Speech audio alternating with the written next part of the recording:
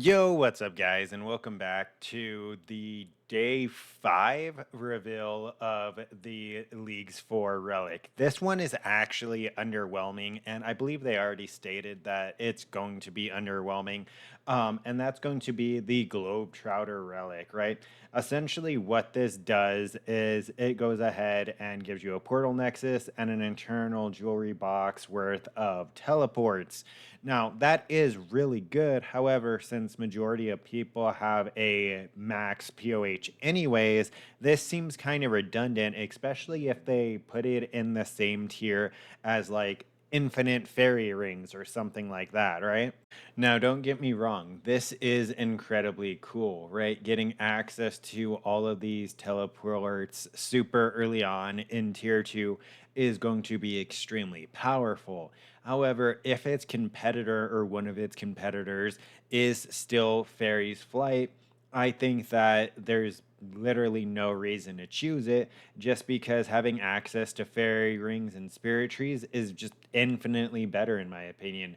Because if we take a look at the portal nexus, right, as well as the ornate jewelry box, a lot of these teleports are going to be either duplicated or you're going to have easy access to.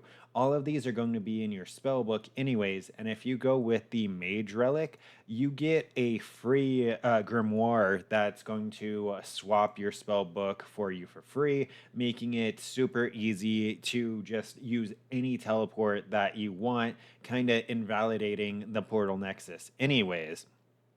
So I think that if Fairy's Flight is in the game, then there's really no reason to be picking up Globetrotter in its place, especially as a tier 2. Because, I mean, look at the fairy rings, right? You have fairy rings that take you to places like the Enchanted Valley, wherever that is. Let me see, Enchanted Valley. Yeah, for tree spirits, nature runes, all of that. You have fairy rings that take you to the Piscatoris fishing colony, wherever that one is, which is super good for Kraken, so you can get your trident. Like you have access to the Abyssal Sire super easily to go ahead and farm that. You have access is actually debatably you might actually have more access to teleports in general with just the fairy rings over the portal nexus, because a lot of these are going to be dead teleports, but a lot of these are going to be dead teleports as well.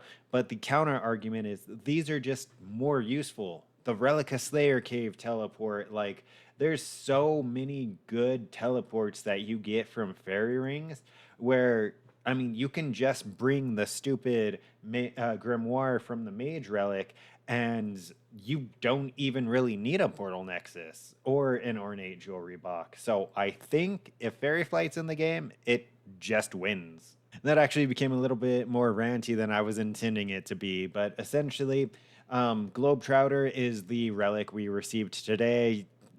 It's I mean, they already kind of set the standard that it was going to be underwhelming, but I feel like unless the other two tier 2 relics suck, there's no reason to be using this. But yeah, that's pretty much it. Until next time, take care.